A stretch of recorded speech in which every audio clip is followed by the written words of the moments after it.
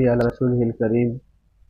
ایک ساتھی کا سوال ہے، ایک آدمی ٹرین سے سفر کر کے واپس ہی اپنے شہر آ رہا تھا۔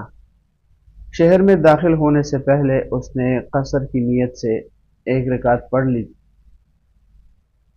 ابھی دوسری رکعت مکمل نہیں کی تھی کہ ٹرین اپنے شہر کے حدود میں داخل ہو گئی، تو کیا کرے؟ کیا وہ اپنی نماز قصر کر کے پوری کرے یا اس کو دوبارہ سے پوری رکعتیں پڑھنی ہوگی؟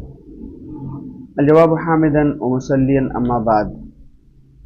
مسئلہ واضح رہے کہ اگر مسافر شخص نماز کا وقت نکلنے سے پہلے ہی شہر کے حدود میں داخل ہو جائے اور اس نے اب تک نماز ادا نہ کی ہو تو اس پر 4 رکعت والی نماز پوری ادا کرنا لازم ہو جاتا ہے۔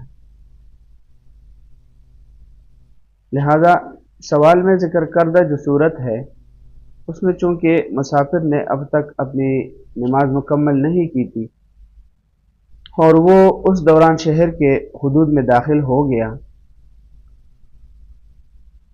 اس لیے اس پر 4 رکعت والی نماز پوری پڑھنا لازم ہے، جیسے کہ امام محمد رحمۃ اللہ علیہ کی کتاب الاصل کے اندر مذکور ہے، جلد نمبر 1 صفحہ نمبر 268 کے اندر، اور دوسرا حوالہ ہے فتاوی ہندیہ جلد نمبر 1 صفحہ نمبر 142 کے اندر اسی طرح موجود ہے۔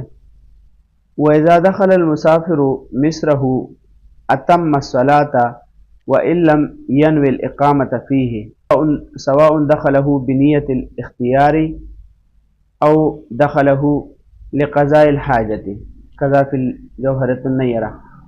تو شامی کا حوالہ ہے جلد نمبر 1 صفحہ نمبر 131، اس میں بھی اسی طرح تفصیل موجود ہے۔ وَمَا عَلَيْنَا إِلَّا الْبَلَاغُ۔